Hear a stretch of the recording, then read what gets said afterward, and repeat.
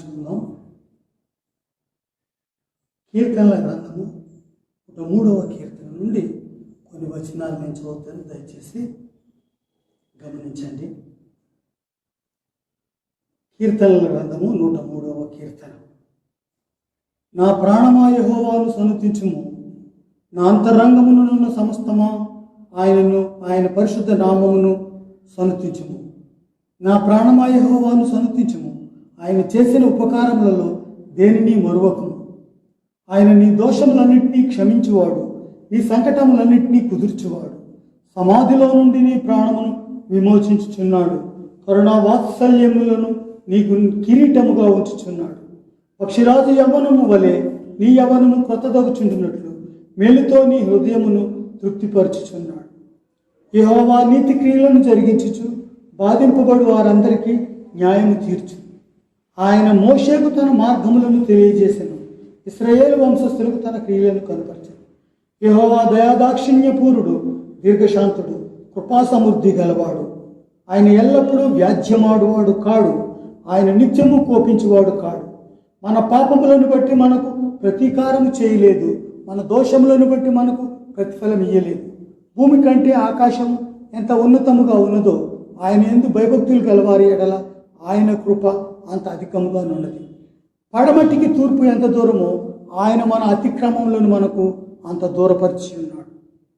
తండ్రి తన కుమారుల ఎడల జాలిపడినట్లు యెహోవా తన యందు భయభక్తులు గలవారి ఎడల జాలిపడును. మనము నిర్మింపబడిన రీతి ఆయనకు తెలిసే ఉన్నది, మనము మంటివారమని ఆయన జ్ఞాపకము చేసుకొనిచున్నాడు. దేవుడు తన పరిశుద్ధ వాక్యము మనందరి వినికిళ్ళు దీవించి ఆశీర్వదించును గాక. దయచేసి తలలు వంచండి, ప్రార్థనలతో ప్రారంభించుకుందాం. తల వంచని ప్రార్థించుకుందాం. మహోన్నతుడైన మా పరమ తండ్రి, నీ పరిశుద్ధ నామమునకు వందనములు, స్తుతులు, స్తోత్రం. నీ ఉచిత కృపలో మమ్మలను భద్రపరిచి కాచి కాపాడి సంరక్షించి మా జీవితాల్లో మరి ఒక ఆశీర్వాదకరమైనటువంటి ప్రభు దినము అనుగ్రహించి ఈ దినమున ప్రభువా నీ సన్నిధిలో చేరి నిన్ను మహిమపరచుటకు, గణపరచుటకు, నీవు చేసిన మేలులను, ఉపకారములను ధ్యానించుటకు, నీకు కృతజ్ఞత చెల్లించుటకు మాకు అనుగ్రహించిన సజీవ తరుణమును బట్టి నీకు అయినా ఈ విధంగా మరి జరుగుతున్నటువంటి సంఘ కార్యక్రమములు భూగోళమంతటా సంఘములను, సేవకులను, సువార్థికులను, అపోస్తులను,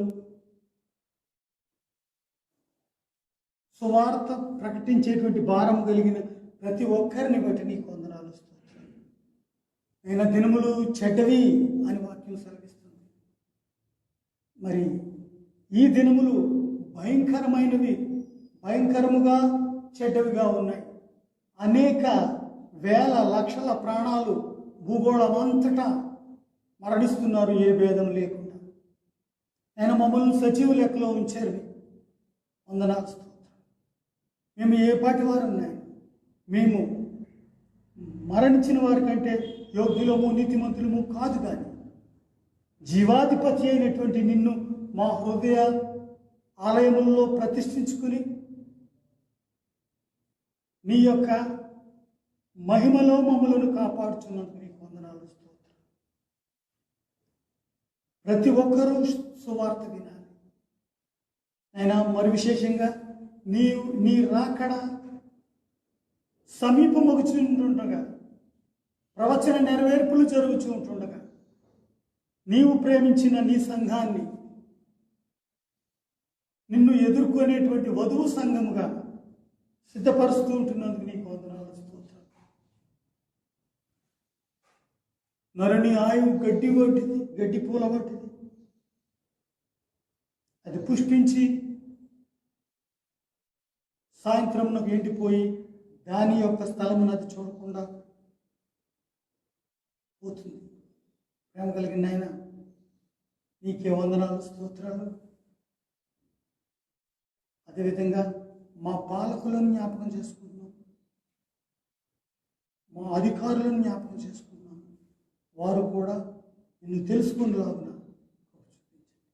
నేను ఈ ఆరాధన ఆరంభం నుండి అంతము వరకు మీ కృపాహస్తములలో మమ్మల్ని భద్రపరిచి మీరే ఘనత మహిమ పొందవలసిందని యేసు పరిశుద్ధ నామమున ప్రార్థించి వేడుకొంచున్నాం తండ్రి. ఆమేన్. జీవనగానం నుండి పాట సంఖ్య 40, యెహోవా నీ నామము ఎంతో బలమైనది అనే పాట పాడుకుందాం. పాట సంఖ్య 40 జీవనగానం నుండి. యెహోవా నీ నామము ఎంతో బలమైనది, ఎంతో బలమైనది, ఎంతో బలమైనది. యేసయ్య నీ నామము ఎంతో ఘనమైనది, ఎంతో ఘనమైనది, ఎంతో ఘనమైనది. మోషే ప్రార్థించగా మన్నాను కురిపించితివే, యెహోషువ ప్రార్థించగా సూర్య చంద్రుల నాపితివే, యెహోషువ ప్రార్థించగా సూర్య చంద్రుల నాపితివే. యెహోవా నీ నామము నీ ప్రజల పక్షముగా యుద్ధములు చేసిన దేవా, అగ్నిలో పడవేసిన భయమేమీ లేకుండిరి, అగ్నిలో పడవేసిన భయమేమీ లేకుండిరి. యెహోవా నీ నామము సింహాల పోరుకైనా సంతోషమా వెళ్ళిరి, ప్రార్థించి నా వెంటనే రక్షించే నీ హస్తము, ప్రార్థించి నా వెంటనే రక్షించే నీ హస్తము. యెహోవా నీ నామము చెరసాలలో వేసిన సంకెళ్ళు బిగించిన సంఘము ప్రార్థించగా సంకెళ్ళు విడిపోయెను, సంఘము ప్రార్థించగా సంకెళ్ళు విడిపోయెను. యెహోవా నీ నామము పౌలు శీలను బంధించి చెరసాలలో వేసిన పాటలతో ప్రార్థించగా చెరసాల బ్రతాలయే, పాటలతో ప్రార్థించగా చెరసాల బ్రతాలయే. యెహోవా నీ నామము మానవుల రక్షణ కొరకై నీ ప్రియ కుమారుని లోకమునకు పంపగా ప్రకటించే నీ ప్రేమను, లోకమునకు పంపగా ప్రకటించే నీ ప్రేమను. యెహోవా నీ నామము ఎంతో బలమైనది, ఎంతో బలమైనది, ఎంతో బలమైనది. హల్లెలూయా. హల్లెలూయా. ఇదే జీవనగానం నుండి పాట సంఖ్య 230 కృపామయుడా నీలోన నివసింప చేసినందున అనే పాట పాడుకుందాం. పాట సంఖ్య 230. కృపామయుడా నీలో నా కృపామయుడా నీలో నా నివసింపజేసినందున ఇదిగో నా స్తుతుల సింహాసనం నీలో నివసింపజేసినందున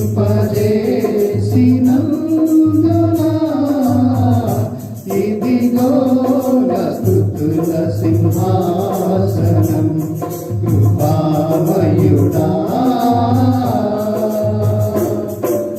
ఏ అపాయము నా గుడారము సమీపించనీయక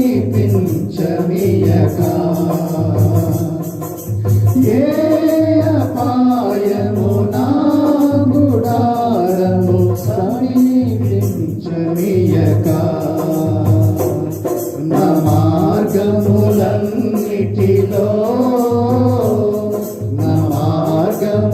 మార్గములన్నిటిలో నీవే ఆశ్రయమైనందున కృపామయుడా నీలో నా కృపామయుడా నీలో నా నివసింపజేసినందున ఇదిగో నా స్తుతుల సింహాసనం నీలో నివసింపజేసినందున ఇదిగో నా స్తుతుల సింహాసనం కృపామయుడా చీకటి నుండి వెలుగులోనికి నన్ను పిలచిన తేజోమయా చీకటి నుండి వెలుగులోనికి నన్ను పిలచిన తేజోమయా రాజవంశములో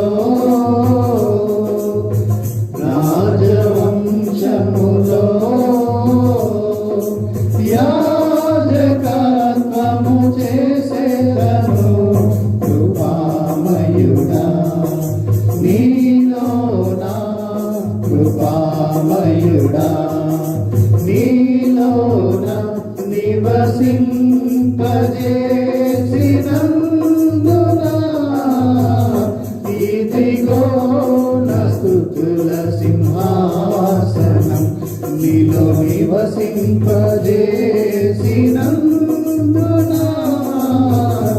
ఇదిగో నా స్తుతుల సింహాసనం కృపామయుడా నీలో నిలచి ఆత్మ ఫలమును ఫలించుట కొరకు నీలో నిలచి ఆత్మ ఫలములు ఫలించుట కొరకు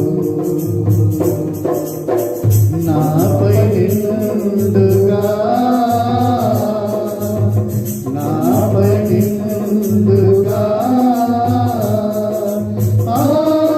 ఆత్మవర్షము కుమ్మరించు కృపామయుడా నీలో నా కృపామయుడా నీలో నా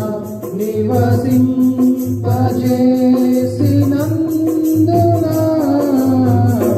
ఇదిగో నా స్తుతుల సింహాసనం నీలో నివసింపజేసినందున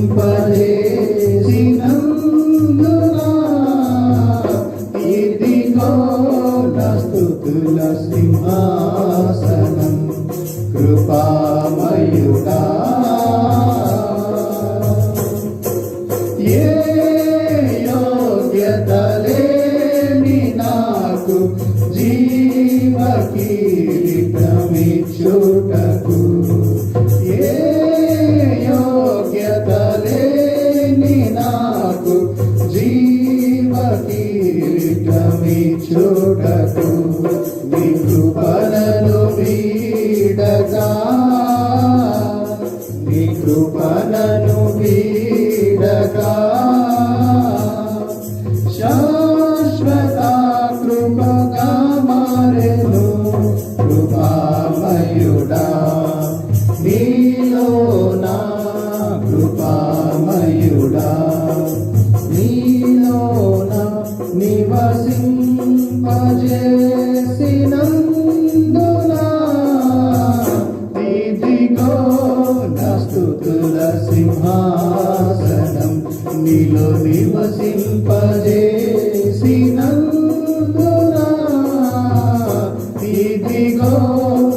స్తుతుల సింహాసనం కృపామయుడా.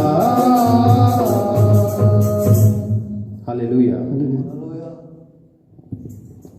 చివరిదిగా ఇదే జీవనగానం నుండి పాట సంఖ్య 89, ప్రభు యేసు నా రక్షక నొసగు కన్నులు నాకు అనే పాట పాడుకుందాం. చివరిదిగా పాట సంఖ్య 89 జీవనగానం నుండి. ప్రభు యేసు నా రక్షక నొసగు కన్నులు నాకు నిరతమునే నిన్ను చూడా. ప్రభు యేసు నా రక్షక నొసగు కన్నులు నాకు నిరతమునే నిన్ను చూడా.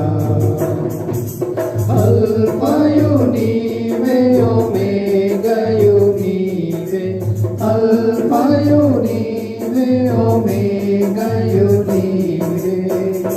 ప్రభు యేసు నా రక్షక నొసగు కన్నులు నాకు నిరతమునే నిన్ను చూడా.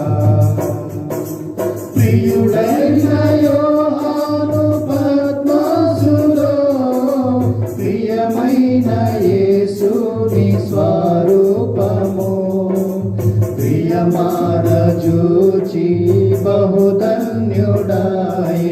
ప్రియ ప్రభు నిన్ను చూడనిమ్ము, ప్రియమారజూచి బహుధన్యుడాయే. ప్రియ ప్రభు నిన్ను చూడనిమ్ము. ప్రభు యేసు నా రక్షక నొసగు కన్నులు నాకు నిరతమునే నిన్ను చూడా. లెక్కలేని మార్లు పడిపోతిని, దిక్కులేని వాడని నైతిని. చక్కలేసి నా నేత్రాలు తెరచి ప్రక్కున నిన్ను చూడనిమ్ము. చక్కా చేసి నా నేత్రాలు తెరచి ప్రక్కున నిన్ను చూడనిమ్ము. ప్రభు యేసు నా రక్షక నొసగు కన్నులు నాకు నిరతమునే నిన్ను చూడా. ఎరిగి ఎరిగినే చెడిపోతిని, యేసుని గాయము రేపితిని. మోసపోతి నేను దృష్టి తొలగిది, దాసుడు నిన్ను చూడనిమ్ము. మోసపోతి నేను దృష్టి తొలగిది, దాసుడు నిన్ను చూడనిమ్ము. ప్రభు యేసు నా రక్షక నొసగు కన్నులు నాకు నిరతమునే నిన్ను చూడా. ఎందరేసుని వైపు చూచెదరో పొందెదరు వెలుగు ముఖమునా. సంధియంబులేక సంతోషించుచు ముందుకు పరిగెత్తెదరు. సంధియంబులేక సంతోషించుచు ముందుకు పరిగెత్తెదరు. ప్రభు యేసు నా రక్షక నొసగు కన్నులు నాకు నిరతమునే నిన్ను చూడా. విశ్వాసకర్తవ యేసు ప్రభు కొనసాగించువాడ యేసు ప్రభు. వినయముతో నేను నీ వైపు చూచు విసుగాగా పరిగెత్తనేర్పు. వినయముతో నేను నీ వైపు చూచు విసుగాగా పరిగెత్తనేర్పు. ప్రభు యేసు నా రక్షక నొసగు కన్నులు నాకు నిరతమునే నిన్ను చూడా.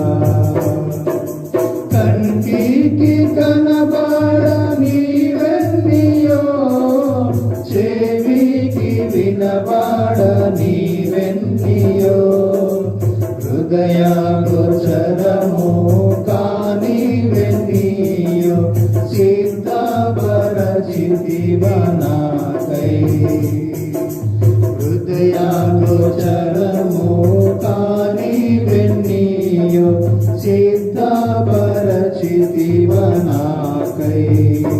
ప్రభు యేసు నా రక్షక నొసగు కన్నులు నాకు నిరతమునే నిన్ను చూడా. లోక భోగాలపై నా నేత్రాలు సోకాకుండునట్లు కృప చూపుము. నీ మహిమ దివ్య స్వరూపమును నిందారనను చూడనిమ్ము. నీ మహిమ దివ్య స్వరూపమును నిందారనను చూడనిమ్ము. ప్రభు యేసు నా రక్షక నొసగు కన్నులు నాకు నిరతమునే నిన్ను చూడా. ప్రభు యేసు నా రక్షక నొసగు కన్నులు నాకు నిరతమునే నిన్ను చూడా. హల్లెలూయా. నేటి మన ధ్యాన నిమిత్తము ఏర్పాటు చేసుకున్నటువంటి మూలవాక్యము కొరింథీయులకు రాసినటువంటి మొదటి పత్రిక 15వ అధ్యాయము 34వ వచనాన్ని నేను చదువుతున్నా, గమనించండి. కొరింథీయులకు రాసినటువంటి మొదటి పత్రిక 15వ అధ్యాయము 34వ వచనము. నీతి ప్రవర్తన గలవారై మేల్కొని పాపము చేయకుడి, దేవుని గురించిన జ్ఞానము కొందరికి లేదు, మీకు సిగ్గు కలుగుటకై ఇట్లు చెప్పుచున్నాను. చిన్న ప్రార్థన చేసుకుందాం. పరిశుద్ధుడా, ప్రేమ నమ్మకం కలిగినటువంటి మా ప్రియ పరలోకపు తండ్రి, నీ ఘనమైన శ్రేష్టమైన నామానికి వందనాలు, స్తుతులు, స్తోత్రాలు చెల్లిస్తా ఉన్నాను. గడిచిన వారం అంతా మమ్మల్ని అందరినీ కాచి కాపాడి సజీవ లెక్కలో ఉంచి మరి ఒక ఆశీర్వాదకరమైనటువంటి ప్రభు దినాన్ని మాకు అనుగ్రహించి మిమ్మల్ని స్తుతించటకు, ఆరాధించటకు, మీ ప్రశస్త వాక్కులు ప్రభా ధ్యానించటకు, వినుటకు మాకు ఇచ్చినటువంటి సజీవ తరుణాన్ని బట్టి వందనాలు చెల్లిస్తూ ఉంటున్నాం. కొంత సమయం ప్రభా మీ వాక్కులను ధ్యానిస్తూ ఉంటుండగా పరిశుద్ధాత్మడా మాకు సహాయం చేయండి. మీరు ప్రభా మాతో మాట్లాడి మమ్మల్ని ఆత్మీయ స్థితిలో బలపరచండి. ప్రభా ఎందరైతే వర్తమానాన్ని వింటున్నారో ప్రభా వారందరి హృదయాలను ప్రభా మీరు తెరిచి ప్రతి ఒక్కరిని సర్వసత్యంలోకి నడిపించండి. యేసుపేట ప్రార్థించి పెడుకున్నాం తండ్రి, ఆమేన్. క్రీస్తునందు ప్రియ సహోదరి సహోదరులారా, సజీవుడైన యేసుక్రీస్తు ప్రేమనామంలో మీ అందరికీ కూడా వందనములు, శుభములు తెలియజేస్తా ఉన్నాను. ఇక్కడ మనం చదివినటువంటి వచనంలో కొరింథీ సంఘానికి అపోస్తులైనటువంటి పౌలు రాస్తూ అంటున్నటువంటి మాట ఏంటంటే, నీతి ప్రవర్తన గలవారై మేల్కొని పాపము చేయకుడి, దేవుని గూర్చిన జ్ఞానము కొందరికి లేదు. నేను ఈరోజు చెప్పాలనుకున్నటువంటి అంశం యొక్క టైటిల్ ఏంటంటే, దేవుని గురించినటువంటి జ్ఞానము నీకుందా? దేవుని గురించినటువంటి జ్ఞానము నీకుందా? అయితే ఎందుకు పౌలు కొరింథీ సంఘాన్ని దేవుని గురించినటువంటి జ్ఞానము కొందరికి లేదు అనేటువంటి దాన్ని నేను ఈరోజు ధ్యానించట్లేదు, కానీ ఈ ఒక్క మాటని ఓవరాల్గా జనరల్గా మరి ధ్యానించాలని నేను ఇష్టపడతా ఉన్నాను. మొన్న మధ్య కాలంలో ఒక పెద్ద ఆయన నాతో కలిసినప్పుడు, ఐదవ సహోదరుడు, ఆయనతో కొంతసేపు మాట్లాడిన తర్వాత ఆయన అంటున్నటువంటి మాటలు ఏంటంటే, ఆయనకు నాకు మధ్య జరిగినటువంటి సంభాషణలో ఆయన అన్నాడు, బ్రదర్, అందరూ దేవుళ్ళు ఒకటే, ఆ దేవుడు ఒక్కొక్క స్థలంలో ఒక్కొక్క దేశంలో ఆయన ప్రత్యక్షతని ఒక్కొక్క రకంగా చూపించాడు. కాబట్టి మామూలుగా యేసుక్రీస్తు అయినా, వేరే దేశం దేవుడైనా, భారతదేశంలో దేవుళ్ళైనా, దేవుళ్ళందరూ ఒకటే, కానీ వారి వారి ప్రత్యక్షతలు వేరే వేరే దేశాల్లో వేరే వేరే రకంగా చూపించాడు అనేటువంటి మాట మరి ఆ పెద్ద మనిషి అన్నాడు. ఆ తర్వాత ఆయన చెప్పాను, అయ్యా మీరు ఒక్కరేనా, మీలాంటి వారు ప్రపంచంలో చాలామంది ఉన్నారా అని అడిగాను. అదేంటి అట్లా అంటారు, నేను ఒక్కడే కదా. మీ మనిషిగా పుట్టిన మీకే ఇంత ప్రత్యేకత ఉంది. మీలాంటి ఐరిస్ కనుపాప ప్రపంచంలో ఎవరికీ ఉండదు. మీలాంటి వేలి ముద్రలు ప్రపంచంలో ఎవరికీ ఉండవు. అలాంటిది ఒక వ్యక్తికి మీకే ఇంత ప్రత్యేకత ఉంటే దేవుడికి ఎంత ప్రత్యేకత ఉంటుంది అనేటువంటిది అతనికి చెప్పాను. అయితే ఆయన అన్నాడు, అంత ప్రత్యేకమైనటువంటి దేవుడా యేసుక్రీస్తు? అంత ప్రత్యేకంగా ఉన్నటువంటి దేవుడా? ఏంటి ఆయన ప్రత్యేకత అని మరి ఆయన ప్రశ్నించినప్పుడు కొన్ని విషయాలు ఆయన ప్రియులారా నేను చెప్పడం జరిగింది. ఈరోజు అదే మరి టాపిక్ని నేను మీకు చెప్పాలని ఇష్టపడతా ఉన్నాను. ఎందుకంటే ఈ లోకంలో ఎంతోమంది ప్రవక్తలు, మత నాయకులు, మత స్థాపకులు, దేవుళ్ళు, దేవతలు అని పిలువబడినటువంటి వారు ఎంతోమంది ఉన్నప్పటికీ కూడా యేసు ప్రభుల వారిలో ఉన్నటువంటి ప్రత్యేకతలు వారిలో లేవు. ఎందుకంటే ఆయన ప్రత్యేకమైనటువంటి వాడు, ప్రత్యేకమైనటువంటి దేవుడు. కాబట్టి ఈ దినాన ప్రపంచంలో అనేకులు ఆయనను గుర్తిరిగి ఆయన యందు విశ్వాసం ఉంచే వారిగా ఉన్నారు. ఎందుకు యేసు ప్రభుల వారు ప్రత్యేకమైనటువంటి దేవుడు? ఆయనలో ఉన్నటువంటి ప్రత్యేకతలు మరి కొన్ని మీకు చెప్పాలని నేను ఇష్టపడుతూ ఉన్నాను. మొట్టమొదటి ప్రత్యేకత, ఆయనలో ఉన్నటువంటి ప్రత్యేకత అంటే ఆయన సృష్టిపై అధికారం కలిగినటువంటి వాడు. ఈ సృష్టిపై అధికారం కలిగినటువంటి దేవుడు యేసు ప్రభుల వారు. దానికి కొన్ని మరి సంఘటనలు నేను మీకు చూపించాలని ఇష్టపడతా ఉన్నాను. మొదటిగా లూకా సువార్త 8వ అధ్యాయము 24-25 వచనాలు నేను చదువుతున్నా, గమనించండి. లూకా సువార్త 8వ అధ్యాయము 24-25 వచనాలు. గనుక ఆయన యొద్దకు వచ్చి, ప్రభువా ప్రభువా, నశించిపోవచ్చున్నామని చెప్పి ఆయనను లేపిరి. ఆయన లేచి గాలిని నీటి పొంగును గద్దింపగానే అది అణిగి నిమ్మలమాయను. అప్పుడు ఆయన, మీ విశ్వాసం ఎక్కడ అని వారితో అనెను. అయితే వారు భయపడి, ఈయన గాలికిని నీళ్లకును ఆజ్ఞాపింపగా అవి లోబడుచున్నవే, ఈయన ఎవరో అని ఒకనితో ఒకడు చెప్పుకొని ఆశ్చర్యపడిరి.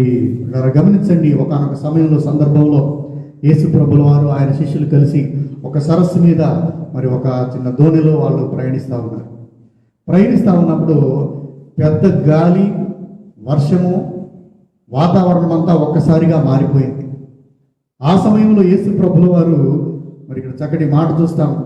వారు వెళ్ళుచుండగా ఆయన నిద్రించెను.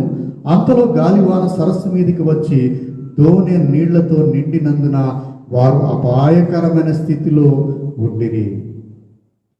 ప్రభుల వారు దోణిలో నిద్రిస్తూ ఉన్నారు. గాలి, వర్షము, తుఫాను చాలా పెరిగిపోతూ ఉంది. ఆ వర్షపు నీరు ఈ దోణిలో నిండుతూ ఉంది. అంటే పరిస్థితి ఇంకా కొంతసేపు అయిన తర్వాత దోణి మునిగిపోవచ్చు. పరిస్థితి అపాయకరంగా మారినప్పుడు వారు ప్రభు దగ్గరికి వచ్చి ఆయనను నిద్రలేపి అంటారు కదా, ప్రభువా ప్రభువా, నశించిపోవచ్చున్నామని చెప్పి ఆయనను లేపిరి. ఇలా గమనించండి, వారితో ఉన్నటువంటి వ్యక్తి స్వయంగా సృష్టికర్త, దేవాది దేవుడు వారితో ఉన్నాడు. వారు ఆయన లేపుతూ అంటున్నటువంటి మాట ఏంటంటే, మనము నశించిపోతున్నాము ప్రభువా అని ఆయన లేపినప్పుడు, అప్పుడు ప్రియులరా మరి మనం చదివినటువంటి మాటను మనం చూస్తాం. అప్పుడు ఆయన, మీ విశ్వాసం ఎక్కడ అని వారితో చెప్పాను. అయితే వారు భయపడి, ఈయన గాలిని నీళ్లకును ఆజ్ఞాపింపగా అవి లోబడుచున్నవే అనేటువంటి మాట చూస్తాం. ఆయన లేచి గాలిని నీటి పొంగును గద్దింపగానే అవి అణిగి నిమ్మలమాయను. ఆయన నిద్రలేచి సూచిన తర్వాత ఆ చుట్టూ గాలి, వర్షము, తుఫాను ఉన్నటువంటి పరిస్థితులు ఉంటే ఆ గాలిని, ఆ తుఫాను, ఆ వర్షమును ఆయన గద్దించగానే ఒక మాట, అవి మిక్కిరి నిమ్మలమై అవన్నీ ఆగిపోతాయి. ఆగిపోయిన తర్వాత వెళ్ళి చాలా ఆశ్చర్యపోతారు. మనతో ఉన్నటువంటి వ్యక్తి ఎవరైనా, ఈయనకి సృష్టిపై అధికారం ఏంటి? ఈయన గద్దిస్తే గాలి ఆగిపోవడం ఏంది? ఈయన గద్దిస్తే తుఫాను ఆగిపోవడం ఏంది? ఈయన గద్దిస్తే మరి యొక్క వాతావరణం అంతా నిమ్మలమైపోవడం ఏందని చాలా ఆశ్చర్యపోయి ఒకరికొరు వాళ్ళు మాట్లాడుకున్నటువంటి సందర్భాన్ని ఇక్కడ మనం చూస్తాం. ఎందుకంటే దీన్ని బట్టి మనకు అర్థమయ్యేది ఏంటంటే, ఆయనకి సృష్టిపై అధికారం ఉన్నటువంటి దేవుడు, సృష్టిపై అధికారం ఉన్నటువంటి దేవుడు కాబట్టి సృష్టిని ఆజ్ఞాపించగలిగాడు. ఆయనే సృష్టికర్త, ఆయనే లయకారుడు, అన్నీ తానే ఉన్న దేవుడు కాబట్టి దాన్ని సృజించాడు, దాన్ని లయపరచగలడు, ఆఖరికి దాన్ని నిమ్మలపరచగలడు కూడా. అందుకే ఇది మరి యొక్క సందర్భ వాక్య భాగాన్ని బట్టి మనకు అర్థమయ్యేది ఏంటంటే, ఆయనకు సృష్టిపై అధికారం ఉంది. అదే మత్తయి సువార్త 14వ అధ్యాయము, the gospel of Matthew chapter 14 14వ అధ్యాయము 25వ వచనాన్ని నేను చదువుతున్నా, గమనించండి. 14వ అధ్యాయము 25వ వచనము. రాత్రి 4వ జామున ఆయన సముద్రం మీద నడుచుచు వారి యొద్దకు వచ్చెను. ఆయన సముద్రం మీద నడుచుట శిష్యులు చూచి తొందరపడి భూతమని చెప్పుకొని భయము చేత కేకలు వేసిరి. వెంటనే యేసు ధైర్యం తెచ్చుకుని, నేనే, భయపడకుడి అని వారితో చెప్పగా అనేటువంటి మాట ప్రకారం ఇక్కడ మనం చూస్తాం. ఇక్కడ కూడా ఒక ప్రత్యేకమైనటువంటి సందర్భం. అనేకులతో ఆయన కొంత సమయం గడిపిన తర్వాత యేసు ప్రభుల వారు శిష్యులతో అంటాడు కదా, ఇక్కడి నుంచి ఆ ఒడ్డుకి వెళ్దాము, మీరు ముందుగా వెళ్ళండి, నేను ప్రార్థన చేసుకుని వస్తానని చెప్పిన తర్వాత శిష్యులు దోణి ఎక్కి ఆ యొక్క సరస్సు మీద ప్రయాణం చేసి వెళ్తూ ఉంటారు. ఆ నీటి పక్కనే ఉన్నటువంటి కొండ ప్రాంతానికి వెళ్ళి ప్రభువుల వారు ప్రార్థన చేసుకుంటాడు. సాయంకాలం నుండి ప్రార్థన ప్రారంభించి రాత్రి అంతా ప్రార్థన చేస్తాడు. ఇక్కడ మనం చదివినటువంటి వచనంలో చూస్తాము, రాత్రి 4వ జామున అనేటువంటి మాట చూస్తాం. యూదుల సాంప్రదాయం కానీ, లోకమంతటి ఉన్న మన దేశంలో ఉన్నటువంటి సాంప్రదాయం కానీ, మనకున్నటువంటి వాటిలో ఏమంటారంటే రాత్రి 4 జాములు, పగలు 4 జాములు. జాము అంటే 3 గంటలు. మొదటి జాము సాయంత్రం 6 నుండి 9, 9 నుండి 12, 12 నుండి 3, 3 నుంచి 6. 4వ జాము అంటే రాత్రికాలం 3 నుండి ఉదయకాలం 6 గంటల వరకు. ఈ సమయం వరకు కూడా ప్రభుల వారు ఆయన 3 జాములు రాత్రంతా ప్రార్థన చేసి, ఇప్పుడు వీరి దూర దాదాపుగా మధ్యలోకి వెళ్ళింది, సరస్సు మధ్యలోకి వెళ్ళింది. ఇక్కడ చూడండి 14వ అధ్యాయము 23వ వచనంలో, 22వ వచనంలో, వెంటనే ఆ జనసమూహములను తాను పంపివేయనంతలో తన శిష్యులు దోణి ఎక్కి తనకంటే ముందుగా అద్దరికి వెళ్ళవలనని ఆయన వారిని బలవంతం చేసెను. వారు మధ్యదాకా వెళ్ళారు. ఆ రాత్రికాల సమయంలో ప్రభువు సముద్రం మీద, భూమిపై ఎలాగైతే మనుషులు మనం నడుస్తామో ఆ రకంగా సముద్రం మీద నడుస్తూ వారి దగ్గరకు ఆయన చేరుకుంటా ఉన్నాడు. దూరం నుంచి ఆయన నడుస్తూ వచ్చుట చూసి వారి జీవితంలో ఇటువంటి సంఘటన ఇంకెప్పుడు చూడలేదు. అందుకే వారు అనుకున్నారు ఇదేదో దయ్యమో భూతమో అనుకుని భూతమని వారు మరి మిక్కిలి ఆశ్చర్యపడి భయంతో కేకలు వేస్తూ ఉంటే ప్రభు అంటాడు కదా, ధైర్యంగా ఉండండి, నేనే అని వారిని మరి ధైర్యపరిచినటువంటి మాటలు పిల్లారా మనం చూస్తాం. సముద్రం మీద నడిచినటువంటి ఏకైక దేవుడు యేసు ప్రభుల వారు. ఎందుకు ఆయన నడవగలిగాడంటే సముద్రాన్ని, సమస్త సృష్టిని మరి ఆయన సృజించినటువంటి దేవుడు కాబట్టి పిల్లారా, సముద్రం మీద నడిచినటువంటి దేవుడు.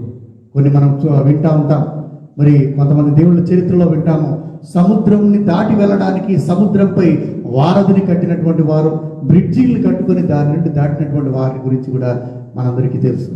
కానీ పిల్లలు గమనించండి, ఏ వంతెన, వాహనాలు, వారధులు, బ్రిడ్జీలు కట్టుకుంటూ కూర్చోలే కానీ సముద్రం మీద, భూమి మీద నడిచినట్టే ఆయన నడిచినటువంటి శక్తిగల, అద్భుతమైన, ప్రత్యేకమైనటువంటి దేవుడు ఆయన. అందుకే పిల్లల యోబు అంటాడు కదా, మరి ప్రభు గురించి యోబు పలికినటువంటి మాటలు చూస్తాం. యోబు గ్రంథము 9వ అధ్యాయము, ద బుక్ ఆఫ్ జాబ్, యోబు గ్రంథము 9వ అధ్యాయము 8వ వచనంలో యోబు అంటాడు, ఆయన ఒక్కడే ఆకాశ మండలమును విశాలపరచువాడు, సముద్ర తరంగముల మీద ఆయన నడుచుచున్నాడు. హల్లెలూయా. ఆయన ఒక్కడే ఈ యొక్క ఆకాశ మండలాన్ని విశాలపరిచాడు, సృష్టిని సృజించాడు, నరులను సృజించాడు. అదేవిధంగా మాట్లాడాడు కదా, సముద్ర తరంగముల మీద ఆయన నడుచుచున్నాడు. సముద్ర ఆ యొక్క అలలపైన, తరంగముల మీద నడిచినటువంటి దేవుడు, నడుస్తున్నాడు అని యోబు చెప్పినటువంటి దేవుడే పిల్లరా మరి యేసు ప్రభుల వారు. ఆయన సముద్రం మీద నడుచుటకు కారణం ఏంటంటే ఆయనే సృష్టికర్త కాబట్టి సముద్రం మీద నడిచినటువంటి వాడు, దానిపై సంపూర్ణమైన అధికారము కలిగినటువంటి వాడు. మరొక సంఘటన నేను మీకు చెప్పాలని ఇష్టపడతా ఉన్నాను. మార్కు సువార్త 11వ అధ్యాయము, ది గాస్పెల్ ఆఫ్ మార్క్ 11వ అధ్యాయము 21వ వచనము.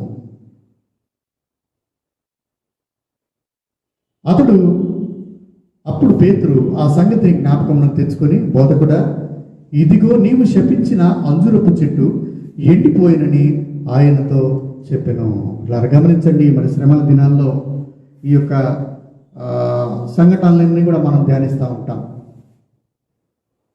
చివరి వారంలో మరి యొక్క సంఘటనలన్నీ ధ్యానిస్తాం. దీనికి మన యొక్క బైబిల్ పండితులు పెట్టినటువంటి పేరు ఏంటంటే శపించబడినటువంటి అంజూరపు చెట్టు.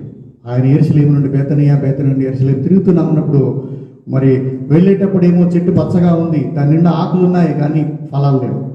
ప్రభు అంటాడు కదా, ఇక నువ్వు ఎప్పటికీ ఫలించకుందువు గాక అని. యెరూషలేము వెళ్ళి తిరిగి వస్తా ఉన్నప్పటికీ చూసేసరికి ఆ చెట్టు వేర్లతో సహా ఎండి ఉండట చూచి పేతురు అంటాడు, ప్రభువా, నీవు శపించినటువంటి ఈ చెట్టు పూర్తిగా ఎండిపోయి ఉంది అని ప్రభుతో ఆయన మాట్లాడినట్టు చూస్తాం కదా. గమనించండి, ఆయన నీవు ఫలించకుందుగా అంటే ఫలించదు, నీవు ఎండిపోదుగా అంటే ఎండిపోతుంది, నువ్వు పెళ్ళగించబడుదుగా అంటే పెళ్ళగించబడుతుంది. ఎందుకంటే సృష్టిలో ఉన్న ప్రతి చెట్టు, పుట్ట, రాయి, కొండ సమస్తము ఆయన సృజించింది, అవి ఆయన మాటకు లోబడవలసిందే. హల్లెలూయా. కాబట్టి ఆయన అన్న మాటకే ఆ చెట్టు సంపూర్తిగా మరి ఎండిపోవుట, అంజూరపు చెట్టు ఎండిపోవట పిల్లరా ఇక్కడ మనం చూస్తాం. ఈ యొక్క 3 సంఘటనలను బట్టి మనకు అర్థమయ్యేటువంటి విషయం ఏంటంటే, ఎవరు ఈ రకంగా అధికారాన్ని కలిగి ఉంటారు, ఎవరు సముద్రం మీద నడవగలరు, ఎవరు గాలి తుఫాను గద్దించగలరు, ఎవరు పచ్చటి చెట్టును ఆజ్ఞాపిస్తే అది ఎండిపోజేయగలరు, అటువంటి శక్తి కలిగినటువంటి వారు ఎవరు అని ఒక ఆలోచన చేసే గమనించండి. ఆ రకంగా చేయవారు స్వయంగా దాన్ని సృష్టించినటువంటి సృష్టికర్త మాత్రమే ఆ రకంగా చేయగలరు. కానీ ఏ మానవుడిగా కానీ దేవుడిగా పిలువబడేవారు కానీ ఎవరి వల్ల ఇది మరి సాధ్యపడే విషయం కాదు అనేటువంటి పిల్లరా మరి దాన్ని గమనించాలని నేను మీకు చెప్తాను. అయితే కొంతమందిని మనం చూస్తాము, వారు సృష్టికర్తని మరచి, సృష్టికర్తను విడిచి సృష్టిని ఆరాధించేటువంటి వారిని మరి బైబిల్ గ్రంథంలో నేను మీకు కొంతమందిని చూపించాలని ఇష్టపడతా ఉన్నాను. ఎహెచ్కేలు గ్రంథము 8వ అధ్యాయము, the book of Ezekiel chapter 8 words 16, 8వ అధ్యాయము 16వ వచనము. ఎహెచ్కేలు గ్రంథము 8:16. యెహోవా మందిరపు లోపలి ఆవరణంలో నన్ను తిప్పగా అక్కడ యెహోవా ఆలయ ద్వారము దగ్గర ఉన్నటువంటి ముఖ మంటపమునకు బలిపీఠమునకు మధ్యన ఇంచుమించు 25 మనుషులు కనబడిరి. వారి వీపులు యెహోవా ఆలయము తట్టును, వారి ముఖములు తూర్పు తట్టును తిరిగి ఉండెను. వారు తూర్పునున్న సూర్యునికి నమస్కారము చేయుచుండిరి అనేటువంటి మాట చూస్తాం కదా. ఎంత విచారకరమైనటువంటి ఘోరమైనటువంటి పాపము ప్రవక్త అయినటువంటి ఎహెచ్కేలుకు దేవుడు చూపిస్తూ ఉంటాడు. ఎహెచ్కేలు, నేను ఆత్మవశంగా తీసుకెళ్తాను, చూపించు. ఘోరమైనటువంటి పరిస్థితులు మన దేశంలో, మీ దేశంలో ప్రజల మధ్య జరుగుతూ ఉన్నాయి. ఎక్కడో కాదు, స్వయంగా దేవాలయంలోనే జరుగుతూ ఉన్నాయి. దేవాలయంలో 25 యాజకులు వారు ఎట్లా ఉన్నారంటే, మరి వారందరూ కూడా దేవుని తట్టు తమ వీపులను పెట్టారంట, తూర్పు తట్టుకి తమ మొహాలు పెట్టారంట. అంత మాత్రమే కాదు, వాళ్ళు చేస్తున్నటువంటి పని అంటే వారు తూర్పునున్న సూర్యునికి నమస్కారము చేయుచుండిరి. ఇది చూపించిన తర్వాత దేవుడి ఉగ్రత తర్వాత వారిపై రగులుకొనుట, ఇదంతా తర్వాత పిల్లలు ధ్యానిస్తే మనకు అర్థమవుతుంది. దేవుడు చాలా బాధపడి చాలా మరి వాళ్ళు శిక్షించాలనేటువంటి ఉద్దేశంతో వారు చేసినటువంటి ఈ పాపమును దేవుడు సహించలేకపోతాడు. ఎందుకంటే సృష్టికర్తని విడిచి సృష్టిలో ఉన్నటువంటి సూర్య చంద్ర నక్షత్రాదులకి వీరు నమస్కరిస్తూ ఉన్నారు. ఇక్కడ వీరు చూస్తున్నటువంటి ఈ 25 మంది కూడా తూర్పు తట్టు తిరిగారు. తూర్పు తట్టునటువంటి సూర్యునికి నమస్కారం చేస్తూ సూర్యుడిని దేవుడిగా భావించేటువంటి భ్రష్ట మనసులోకి ఇక్కడ ఉన్నటువంటి వ్యక్తులు వెళ్ళిపోయారు. చాలా మరి దేవుడు సంతాపపడి ప్రవక్త అయినటువంటి ఎహెచ్కేలుకు ఈ యొక్క సంఘటన పిల్లరా మరి చూపించినట్టుగా చూస్తాం. ఎందుకంటే సృష్టికర్త సమస్త మానవాళి ఆయన ఆరాధించాలని ఇష్టపడతాడు. అదేవిధంగా ఎవరైతే సృష్టిని ఆరాధిస్తారో వారిని శిక్షించాలని ద్వితీయోపదేశ కాండంలో ఒకసారి ప్రభువు చెప్పినటువంటి మాటలు కూడా మనం చూస్తాం.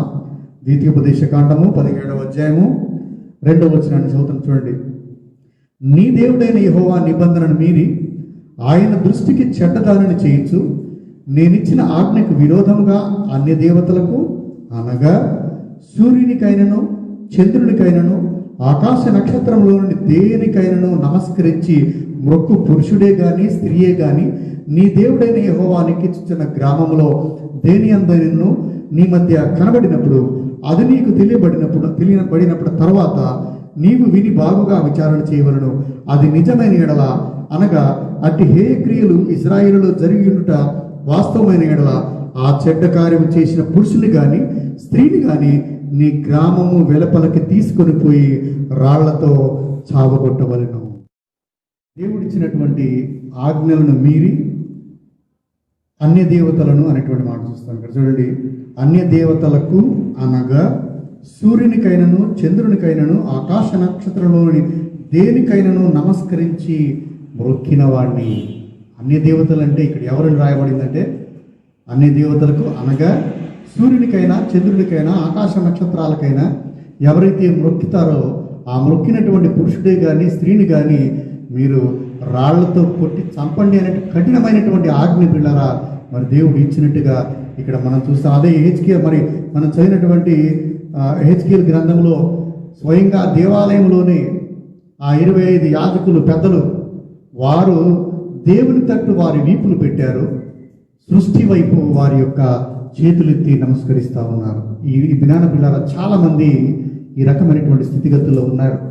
దేవుని తట్టు తమ వీపులను ఉంచి సృష్టి వైపు తమ యొక్క ముఖాలని హస్తాలని చాచి దేవుడు సృజించినటువంటి ఈ సృష్టిలో ఉన్నటువంటి వాటిని ఆరాధించేటువంటి వారు చాలామంది ఉన్నారు. ఆ సృష్టిలో ఉన్నటువంటి సూర్యుని కానీ చంద్రుని కానీ నక్షత్రాలని కానీ ఆరాధించేటువంటి వారు పిల్లరా చాలామంది మరి లోకంలో ఉన్నారు. మీరు గమనించండి, సూర్యుడినే దేవుడిగా ఆరాధించేటువంటి దేశాలు కానీ జాతి ప్రజలు కానీ తెగ ప్రజలు కానీ చాలామంది ఉన్నారు ప్రపంచంలో. అయితే ఒక చిన్న లాజిక్ నేను మీకు చెప్తాను, గమనించండి. ప్రతి దేశంలో ప్రతి తెగకు చెందినటువంటి వారు వారి యొక్క గ్రంథాలు కానీ వారి యొక్క ఆ దేవుడి గురించి హిస్టరీని కానీ మనం అడిగితే దేవుడైతే సూర్యుడే అంటాడు, బట్ సూర్యుడి భార్య పిల్లల చరిత్ర మాత్రం వేరే ఉంటుంది. చాలా జాగ్రత్తగా ఆలోచన చేయండి. చాలా దేశాల్లో సూర్యుని ఆరాధించేవారు ఉన్నప్పటికీ కూడా ఆయా దేశాల్లో సూర్యుడికి ఉన్నటువంటి బయోగ్రఫీ వేరే ఉంటుంది, భార్య పేరు వేరే ఉంటుంది, పిల్లల పేరు వేరే ఉంటుంది, చరిత్ర అంతా వేరే ఉంటుంది. దీన్ని బట్టి మనకు అర్థమయ్యేది ఏంటండి?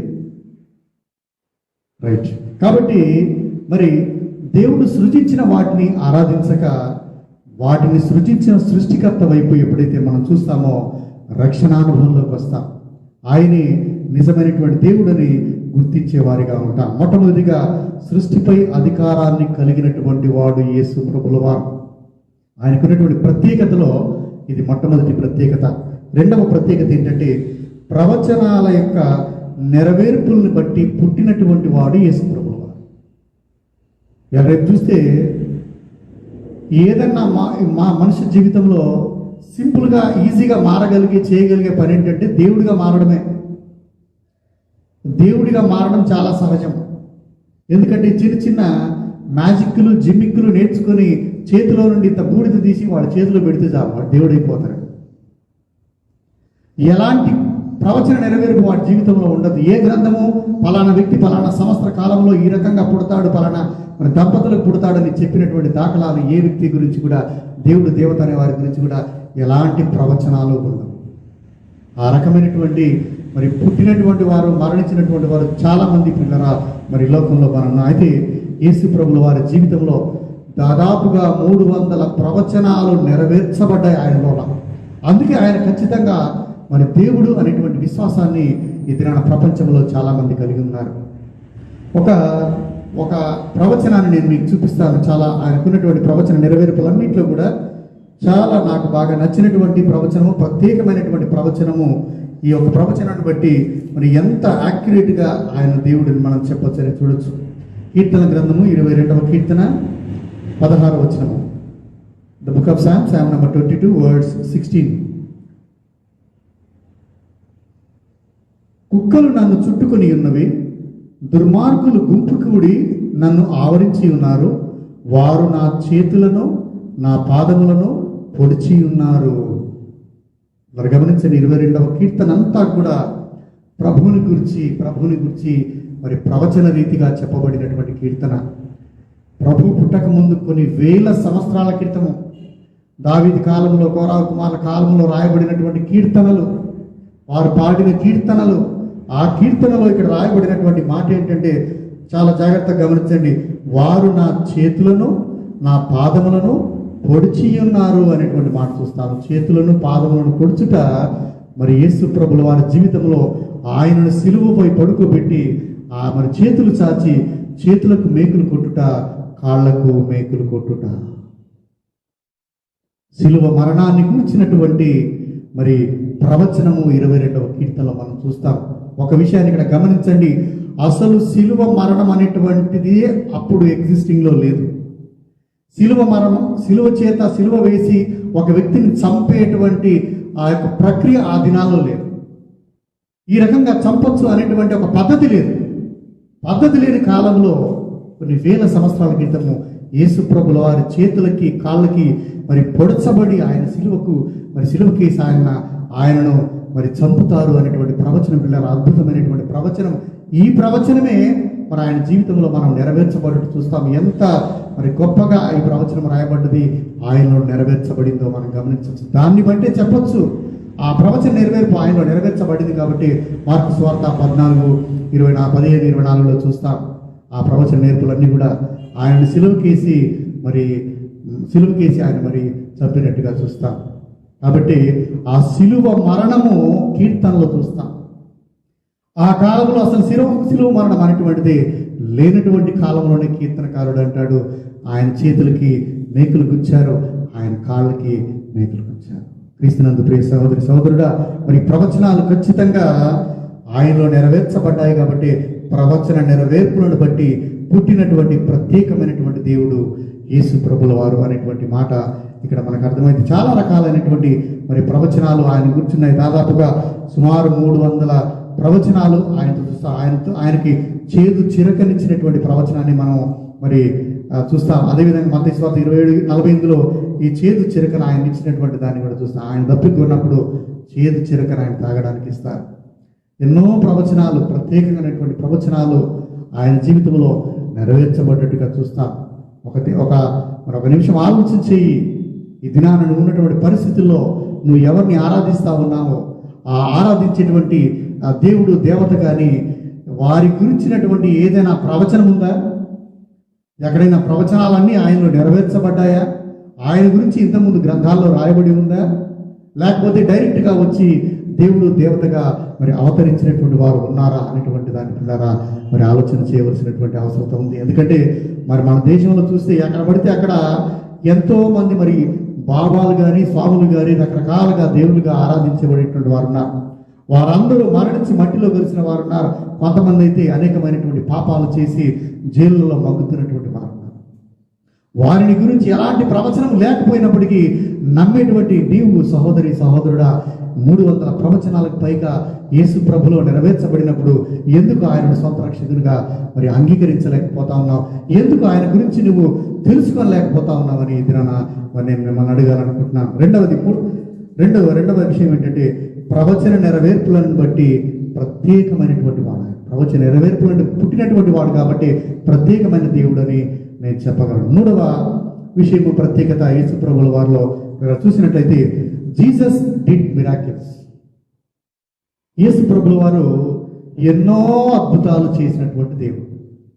ఆయన చేసినటువంటి అద్భుతాలు కానీ, సూచక క్రియలు కానీ, స్వస్థతలు కానీ, మహత్కార్యాలు కానీ ఇంతవరకు భూమి మీద నరుడిగా పుట్టినటువంటి దేవుడు దేవతగా పిలువబడేవారు ఎవరో చేసినటువంటి దాఖలాలు. ఆయన జీవితంలో మరి నీటిని ద్రాక్షారసంగా మార్చినటువంటి దేవుడు, ఆయన గుడ్డి వారికి చూపునిచ్చినటువంటి దేవుడు, ఆయన గుడ్డి వారికి మరి నడకనిచ్చినటువంటి దేవుడు. అదేవిధంగా కుష్ఠరోగులను ఆయన ముట్టుకుంటే ఆయన భూమిలో స్వస్థత ఉన్నట్టుగా చూస్తాం. ఆయన వస్త్రములో పిల్లల స్వస్థత ఉన్నట్టుగా చూస్తాం. అదేవిధంగా మరి మరణించినటువంటి లాజరును ఒక్క పిలుపుతో జీవాన్ని ప్రాణాన్ని ఇచ్చినటువంటి దేవుడు యేసు ప్రభువు. ఆయన చేసినటువంటి అద్భుతాలు ఆశ్చర్యకార్యాలు పిల్లరా మరి ఎవరు కూడా చేసినటువంటి దాఖలాలు ఇతరులు లేవు. ఒకసారి యోహాను సువార్త 21వ అధ్యాయము, యోహాను సువార్త 21వ అధ్యాయము 25వ వచనాన్ని నేను చదువుతున్నా, గమనించండి. The Gospel of John chapter 15:25.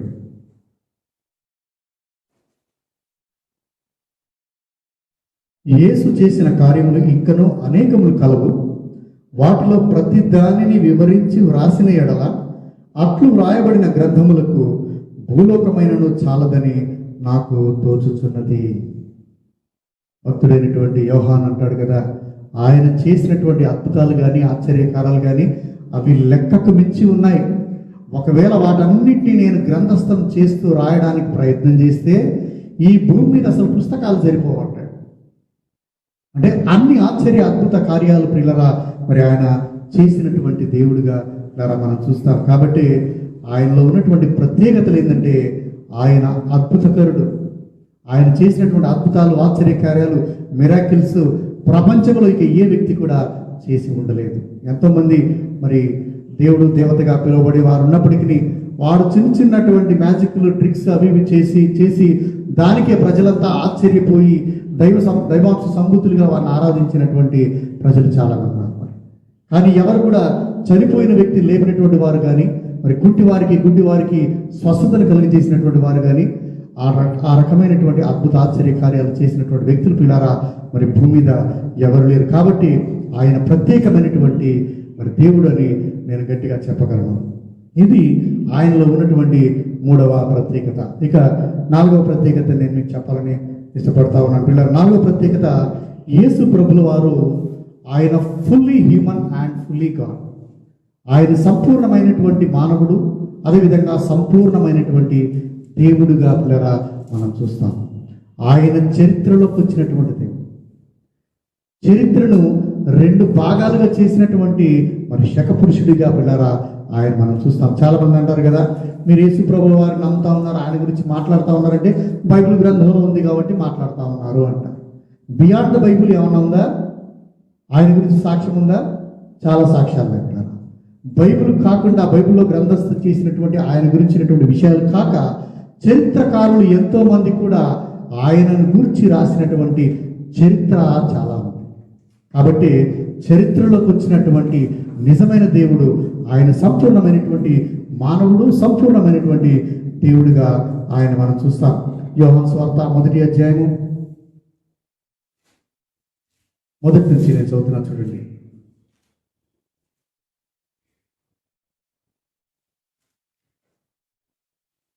యోహాను సువార్త 1వ అధ్యాయము 1 నుంచి 4 వచనాలు.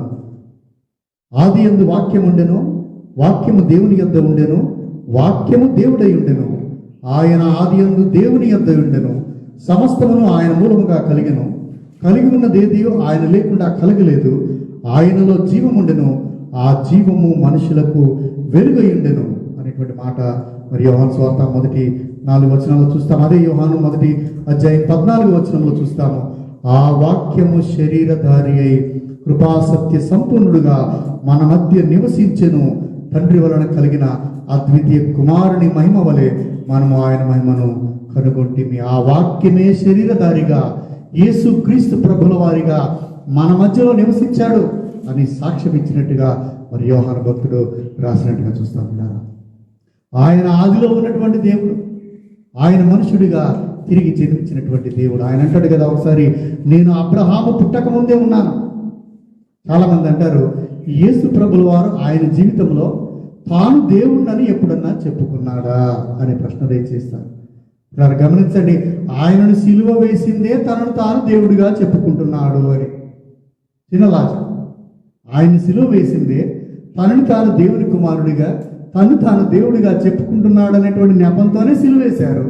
మళ్ళీ విచిత్రమైన క్వశ్చన్ ఏంటంటే, ఆయన ఎప్పుడైనా దేవుడిగా తను తాను కనబరుచుకున్నాడు? అయితే నా సబ్జెక్ట్ అది కాదు, దాని గురించి ధ్యానించాలంటే మనకు సమయం లేదు. కానీ మరి ఇక్కడైతే ఆ వాక్యమే శరీరధారిగా మన మధ్య నివసించడం చూస్తాం.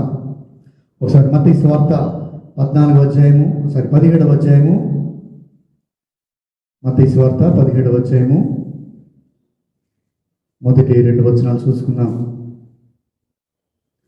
6 దినములైన తర్వాత యేసు పేతురును, యాకోబును, అతని సహోదరుడైన యోహానును వెంటబెట్టుకుని ఎత్తైన ఒక కొండ మీదకి ఏకాంతముగా పోయి వారి ఎదుట రూపాంతరము పొందెను అనేటువంటి మాట చూస్తాం. వారి శిష్యుల్లో పేతురు, యాకోబుని తీసుకుని పిల్లరా శిష్యులను తీసుకొని ఆయన ఒక ఎత్తైన కొండ ప్రాంతానికి వెళ్ళి ఆయన మానవుడిగా అంతవరకు వారు చూస్తూ ఉన్నారు. కొండపైకి వెళ్ళిన తర్వాత తన మహిమను ఆయన వారికి కనబరిచి ఆయన రూపాంతరం చెందినట్టుగా చూస్తాం. ఆయన రూపాంతరం చెందిన తర్వాత ఎంత అద్భుతంగా ఉంటుందో చూడండి. ఆయన ముఖము సూర్యుని వలె ప్రకాశించుచున్నది అనేటువంటి మాట చూస్తాం. ఇంతమంది హెచ్కేల్ గ్రంథంలో చూస్తాం. వారు యాజకులై ఉండి కూడా, పెద్ద మనుషులై ఉండి కూడా, ప్రధానులై ఉండి కూడా దేవుని తట్టు వారి వీపులు పెట్టి సూర్యునికి నమస్కరిస్తూ ఉన్నారు అనేటువంటి మాట చూస్తే ఇక్కడ యేసు ప్రభుల వారి ముఖమే ఎట్లా ఉందంటే సూర్యుని కంటే తేజస్సు కలిగి సూర్యుడి వలె ఆయన ముఖం వారికి కనబడుతూ ఉందంట. ఆయన వస్త్రములు వెలుగు వలె తెల్లని వాయను అనేటువంటి మాట చూస్తాం. అంతటి గొప్ప మహిమతో నిండినటువంటి తన దైవత్వాన్ని శిష్యులకు మరి ఆయన కనబరిచినట్టుగా చూస్తాం. ఇంతవరకు భూమి మీద పుట్టినటువంటి మరి ఏ దేవుడు దేవత నరుడిగా పుట్టినటువంటి వారు తమ మహిమని ఈ రకంగా కనబరుచుకున్నటువంటి దాఖలాలు లేవు. కాబట్టి సంపూర్ణ మానవుడిగా సంపూర్ణమైనటువంటి దేవుడిగా తను తాను కనబరుచుకున్నాడని మనం చెప్పచ్చు. మనుషుల వలె ఆయన తప్పికొన్నాడు. మనుషుల వలె ఆయన మరి లాజరు మరణించినప్పుడు దుఃఖించాడు, ఏడ్చాడు. మనుషుల వలె అన్ని రకాలైనటువంటి మరి తల్లిదండ్రులకు విధేయత చూపించాడు. అదే రకంగా తన దైవత్వపు మహిమను బట్టి ఆయన ఎన్నో రకాలైనటువంటి అద్భుతాలు చేసి శిష్యులకు తన మహిమను కనపరుచుకున్నటువంటి దేవుడిగా పిల్లరా మనం చూస్తాం. కాబట్టి ఆయన fully human and fully God, సంపూర్ణమైనటువంటి మానవుడు, సంపూర్ణమైనటువంటి దేవుడు. మరి చాలా మంది అనుకోవచ్చు, ఎందుకు ఈ మానవత్వాన్ని సంతరించుకున్నాడు? వేరే గ్రంథాల్లో లాగా ఇక దేవుడే ఆయన పైన ఉన్నాడు, ప్రవక్తకు గ్రంథాన్ని ఇచ్చాడు, ఆ గ్రంథాన్ని బట్టి మేము దాన్ని బట్టి పాటిస్తూ ఉన్నాము, ఆ రకంగా జీవిస్తూ ఉన్నాము అనుకోవచ్చు. ఇక్కడ ఒకటి సమాధానం, ఆయన మానవుడిగా ఎందుకు వచ్చాడంటే నీ కొరకు నా కొరకు తన ప్రాణాన్ని పెట్టడానికి వచ్చాడు. లాస్ట్ వీక్ నేను చెప్పినటువంటి మెసేజ్లో మరి మన టైటిల్ అది ఏం చెప్పానంటే నీ కొరకు ప్రాణం పెట్టినటువంటి దేవుడు ఎవరు? ఆయన వచ్చిందే పిల్లల మానవుడిగా జన్మించవలసినటువంటి అవసరం ఏంటంటే సమస్త మానవాళిని పాపం నుండి విడిపించుటకు దేవుడే నరుడిగా జన్మించాడు. కాబట్టి సంపూర్ణ మానవుడి లక్షణాలు కలిగి ఉన్నాడు, సంపూర్ణమైనటువంటి దేవుడి లక్షణాలు కూడా కలిగి ఉన్నాడు. ఎందుకంటే దేవుడే దేవుణ్ణి పట్టుకోగలడు, దేవుడే మనిషిని పట్టుకోగలడు.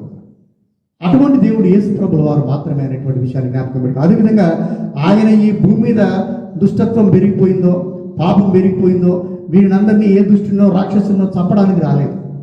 దుష్టుల్ని చంపటకు వచ్చినటువంటి దేవుడు కాదు, కానీ దుష్టులను నశిస్తున్నటువంటి దుష్టులను పాపులను వెతికి రక్షించడానికి వచ్చినటువంటి రక్షకుడు యేసు ప్రభుల వారు. హల్లెలూయా. కాబట్టి పిల్లరా, fully human and fully God కేవలము యేసు ప్రభుల వారే.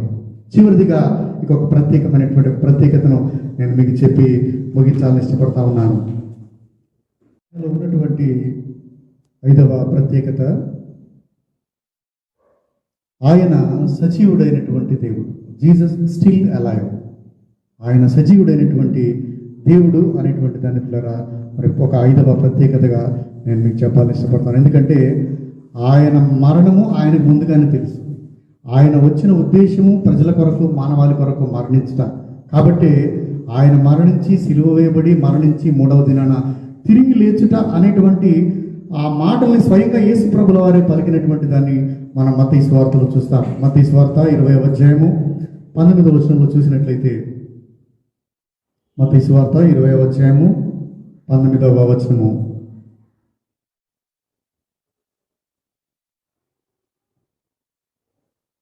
ఆయనను అపహసించుటకును కొరడాలతో కొట్టుటకును సిలువ వేయుటకును అన్ని జలకు ఆయనను అప్పగింతురు, 3వ దినమున ఆయన మరలా లేచును అనేటువంటి మాట చూస్తాం. యేసు యెరూషలేమునకు వెళ్ళనై ఉన్నప్పుడు ఆయన 12 మంది శిష్యుల్ని ఏకాంతముగా తీసుకుని పోయి మార్గమందు వారితో ఇట్లా నేను ఇక చివరి దినాల్లో ఆయన అప్పగింపబడి దినాల్లో మరి యేసు ప్రభుల వారి శిష్యులతో ప్రత్యేకంగా ఆయన మాట్లాడుతూ ఉన్నాడు.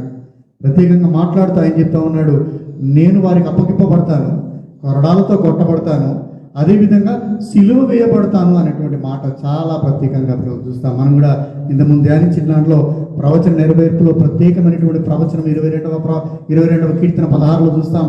ఆయన చేతులకు కాళ్లకు మేకులు గుచ్చబడతాయి, అవి పొడవబడతాయి అని మాట చూస్తాం. ఆ ప్రవచనం కూడా సిలువ మరణాన్ని గుర్తు చేస్తే ఇక్కడ యేసు ప్రభుల వారు కూడా స్వయంగా అంటారు, నన్ను సిలువేస్తారు, నన్ను కొరడాలతో కొడతారు. ఎన్నో మరి ఒక మనిషిని చంపడానికి ఎన్నో రకాలైనటువంటి మరి పద్ధతులు ఉన్నప్పటికీ, శిరఛేదనం కానీ ఏదైనా సరే ఎన్ని ఉన్నప్పటికీ కూడా నన్ను సిలువ వేస్తారని ప్రభు చెప్తాడు. నేను మరణించి పాతి పెట్టబడి 3వ దినాన లేస్తానని ప్రభువు చెప్పినటువంటి మాటలు ఆయన జీవితంలో ఖచ్చితంగా నెరవేర్చబడ్డాయి. ఆయన చెప్పినట్టుగానే సిలువ వేయబడ్డాడు, ఆయన 3వ దినాలు లేపబడ్డాడు. చాలామంది చిన్న సిల్లీ ఆర్గ్యుమెంట్ ఏం చేస్తారంటే ఆయన చనిపోలేదు.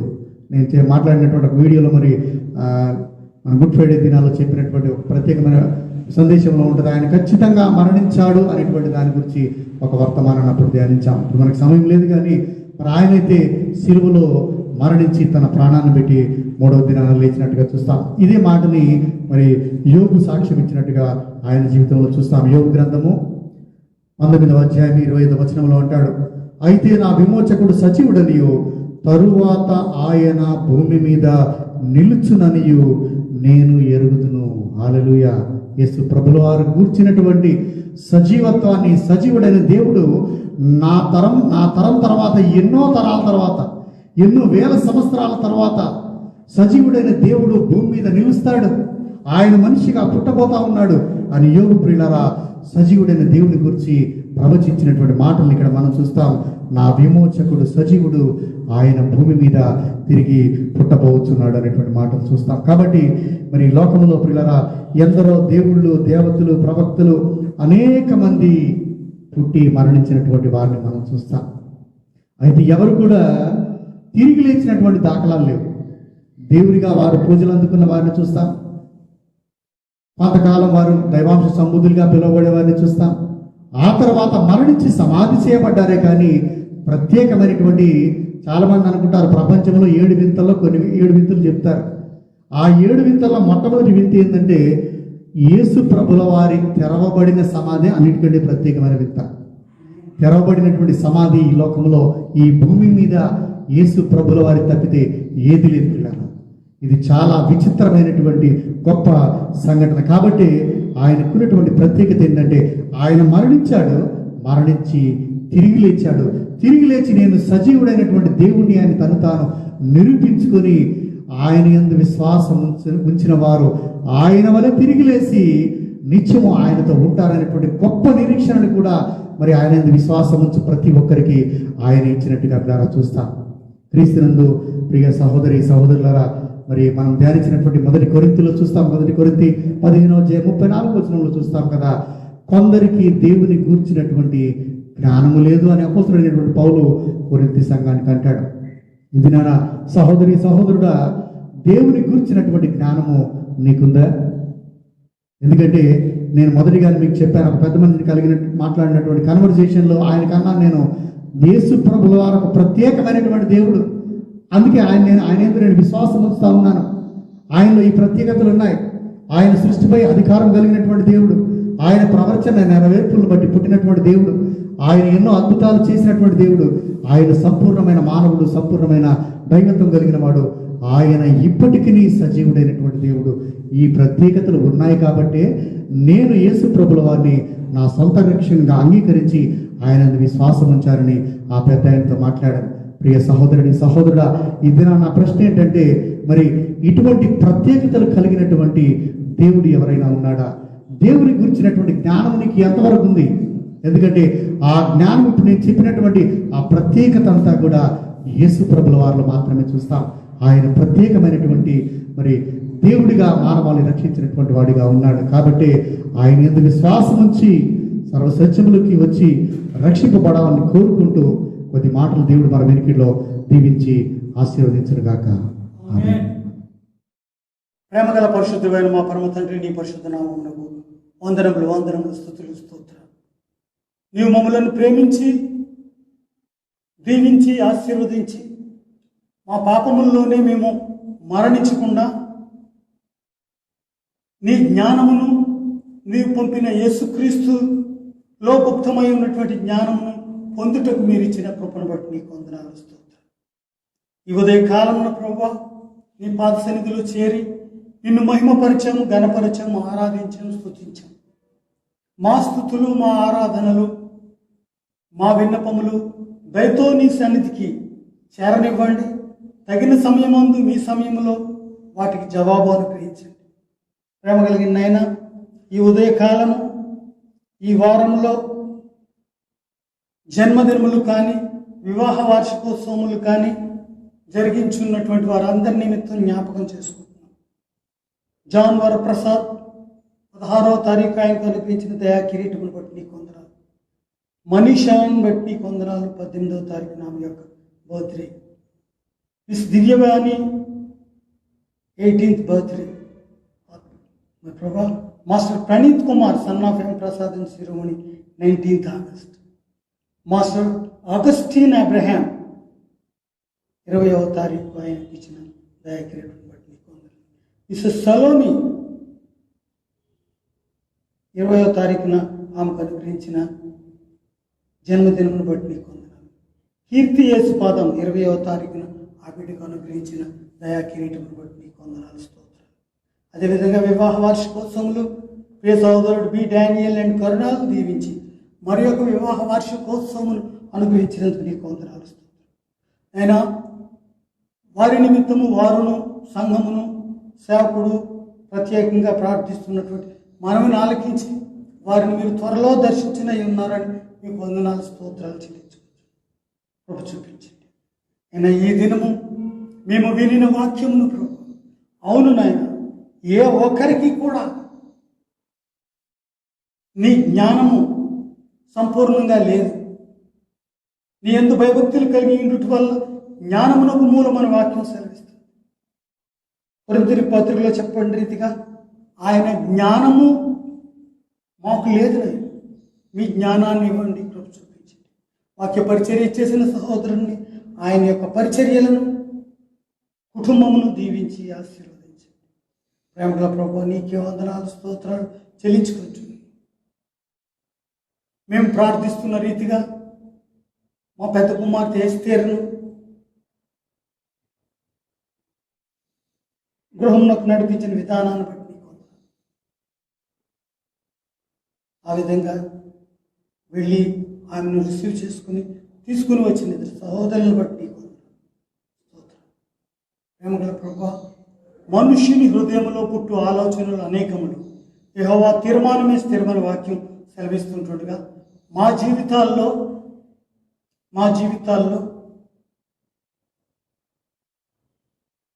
మీరు అనుగ్రహిస్తున్నటువంటి ప్రతి కృపను బట్టి నీకు వందనాలు. నీ కృప లేనిచో మేము జీవించలేము, నీ కృప లేనిచో మేము చలించలేము, నీ కృప లేనిచో మేము నీ సన్నిధిలో చేరి నేను స్తుతించలేము. ఈ ఆన్లైన్ మాధ్యమం ద్వారా, ఇంటర్నెట్ మాధ్యమం ద్వారా చాలా సంఘాలు ప్రభువా వారి యొక్క ఆదివారపు ఆరాధన క్రమమును పాటిస్తూ నిన్ను స్తుతిస్తూ ఉంటున్నారు, వాక్యం వింటూ ఉన్నారు. వారందరినీ దీవించండి, ఆశీర్వదించండి. అయినా ఎవరైనా అనారోగ్యంగా ఉన్నట్లయితే వారిని ముట్టండి, స్వస్థపరచండి. సోదరి హెప్సిబా నిమిత్తం ప్రార్థిస్తుంటుంది, శామ్యుయల్ కిషోర్ నిమిత్తం ప్రార్థిస్తుంది, మహేందర్ నిమిత్తం ప్రార్థిస్తుంది. నీ కృపలో, నీ చిత్తంలో ప్రభువా జ్ఞాపకం చేసుకుని వారికి మీ యొక్క స్వస్థత హస్తమును చాపి స్వస్థతను అనుగ్రహించండి.